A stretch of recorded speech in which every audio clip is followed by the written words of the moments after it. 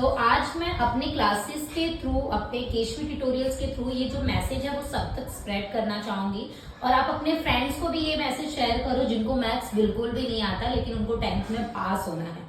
तो प्लीज आप ये वीडियोस अच्छे से देखिएगा और जितने भी क्वेश्चंस मैं आपको मार्किंग दूंगी आप उससे रिलेटेड सारे क्वेश्चन सॉल्व कीजिए। अब एक दिन पहले तो मैं आपको सारे क्वेश्चन सॉल्व करके नहीं दे सकती हूँ, लेकिन ठीक है, आपको मैं क्वेश्चंस बता सकती हूँ कि इस टाइप के क्वेश्चंस आएंगे, आप वही पढ़िए, डेफिनेटली आप पास हो जाएंगे। और अगर आपका पेपर अच्छा जाएगा तो आप हमारे वीडियो को शेयर भी करेंगे और इस पे कमेंट्स भी करेंगे कि हाँ मिस आपने जो भी बताया था वो क्वेश्चंस आए और हम पास हो रहे हैं। ओके, तो अपना नेक्स्ट वीडियो स्टार्ट करते हैं और मैं आपको कुछ इंपॉर्टेंस बताती हूँ। मैंने आपको बताया था कि मैं आपको कुछ मेथड्स बताने वाली, वो मेथड के सम जो आपके एग्जाम में आते ही हैं।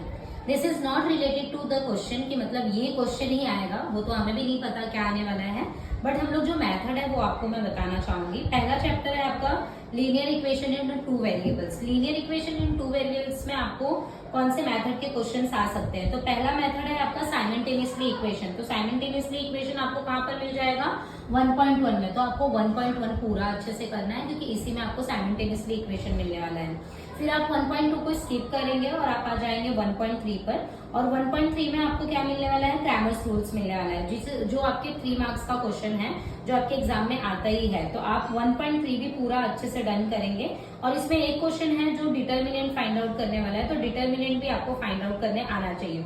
तो ये हो गया अपना 1.3, आप देख सकते हो विच इज 1.3।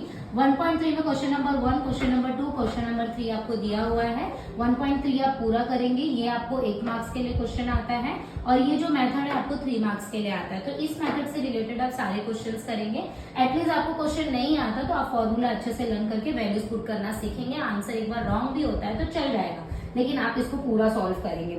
फिर आप 1.4 में जाएंगे। 1.4 में आपको मैं एक भी क्वेश्चन नहीं बोलूंगी कि आप कीजिए, ये वीडियो सिर्फ उन्हीं के लिए है जो जिनको डर लग रहा है कि हम मैथ्स में फेल हो जाएंगे। तो अब आते हैं 1.5 में। 1.5 में आपको मैंने 3 क्वेश्चंस बताए, question number 1, question number 2 and this is question number 5। ये आपको करना है और इसके साथ में आपका इसका जो मिसलेनियस के एमसीक्यूज क्वेश्चंस हैं वो आपको सॉल्व करके रखना है। That's all. फर्स्ट चैप्टर में आपको सिर्फ इतना ही करना है और उसको अच्छे से ही प्रैक्टिस करना है। मैं आपको क्वेश्चन नहीं मेथड बता रही बेटा, मेथड, यही मेथड के क्वेश्चंस आपको एग्जाम में आने वाले हैं। तो ये फर्स्ट चैप्टर के लिए आपके लिए इनफ होगा।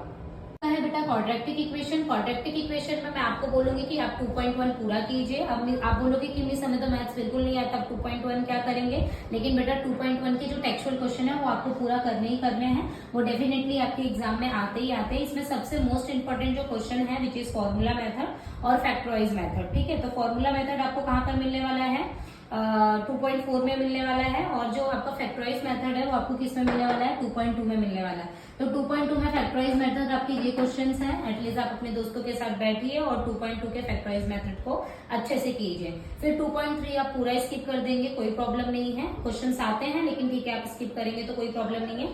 फिर आप जाइए 2.4 पर। 2.4 मतलब कह सकते हैं कि जान वाला क्वेश्चन यहाँ से ही आता है। तो जान वाले क्वेश्चन मतलब आपको यूजिंग फॉर्मूला मेथड आने वाला है, यूजिंग फॉर्मूला मेथड, और यहाँ पर आपको क्वाड्रेटिक इक्वेशन में अरेंज करके ABC निकालना है। तो ये क्वेश्चंस आपको आते हैं, ये 1 मार्क्स के लिए आएगा, ये आपको 3 मार्क्स के लिए आने वाला है।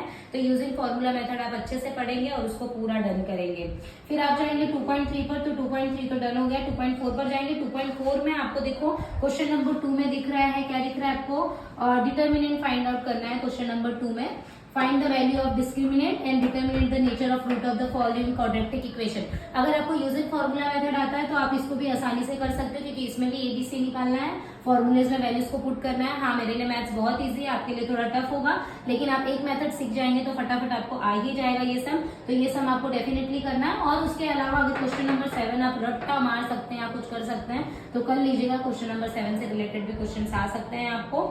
फिर आप आ जाएंगे 2.6 में। 2.6 में मैं आपको 3 से 4 वर्ड प्रॉब्लम दूंगी जो आपको करना ही चाहिए। पहला प्रोडक्ट ऑफ प्रगति एज वाला, second square of consecutive number वाला, थर्ड आपको ये वाला, ये बॉक्स वाला करना चाहिए क्योंकि ये ऑलरेडी एग्जाम में पूछ चुका है।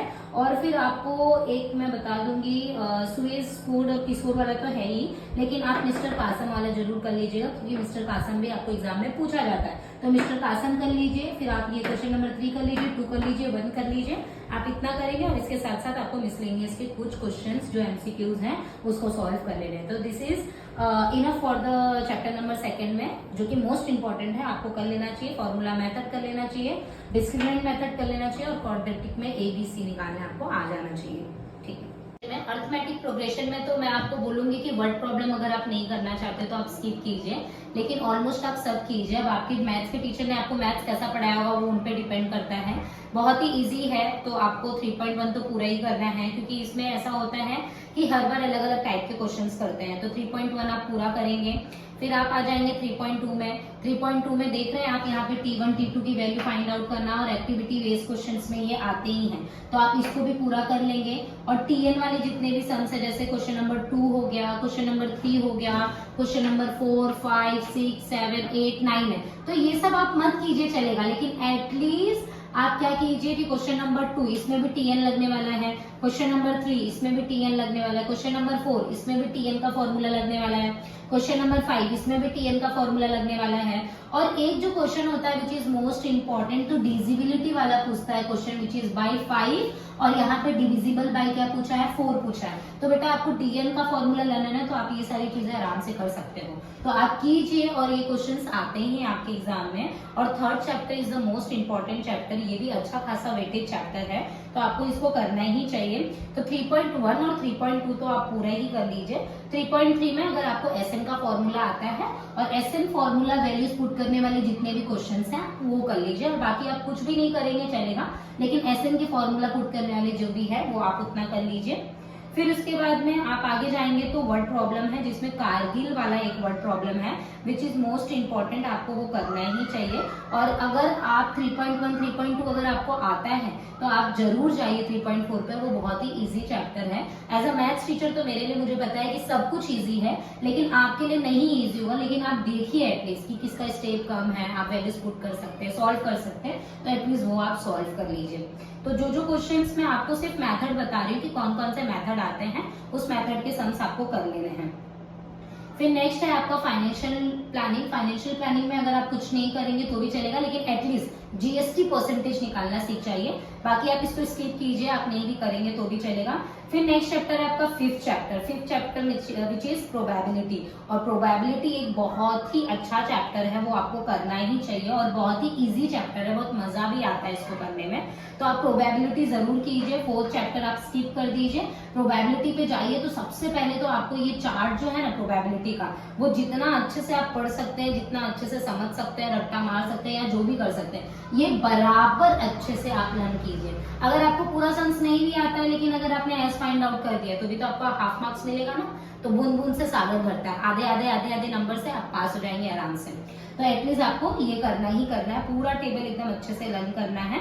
फिर आप आ जाइए चैप्टर नंबर 6 में। मैं चैप्टर नंबर 6 में आपको डायरेक्टली मुंह से ही बता दूंगी कि आपको क्या करना है। तो चैप्टर नंबर 6 में आप क्या कीजिए, आपको मीन, मीडियन, मोड, ये 3 क्वेश्चन सॉल्व कर लेने हैं। मीन से रिलेटेड, मीडियन से रिलेटेड, मोड से रिलेटेड। अब आप बोलोगे मिस इतना बड़ा कैलकुलेशन तो हमको आता ही नहीं है। ठीक है बेटा, आप आंसर मत निकालिए, लेकिन एटलीस्ट ये जो टेबल है ना, ये टेबल आप सॉल्व कीजिए। जैसे आपको मैं दिखाती हूँ, एक सेकेंड। ये टेबल जो है, ये टेबल अगर आप सॉल्व कर सकते हैं तो एटलीस्ट आप ये टेबल सॉल्व कीजिए। आप आंसर मत निकालिए, और आप ये जो फॉर्मूला है ना, इसको रट्टा मार लीजिए, इसको लर्न कीजिए, ये फॉर्मूला लिख कर आ जाइए।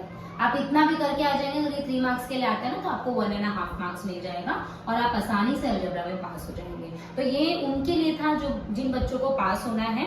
और बाकी जो ग्रुप बी और ग्रुप सी के बच्चे हैं, उनको तो मैं बोलूंगी पूरा 21 करो, पूरा क्वेश्चन बैंक करो और पूरा ही प्रैक्टिस करो। और ऑलरेडी आप पूरे साल प्रैक्टिस किए हो तो डेफिनेटली है कि आप कर पाएंगे, तो आप कीजिए। लेकिन ये सारी चीजें सिर्फ ग्रुप सी के लिए थी। आप फटाफट क्विक रिवीजन में जाइए और फटाक से इसको सब प्रैक्टिस कीजिए, अच्छे दोस्त को पकड़िए और अच्छे से पढ़िए। Thank you for watching my video.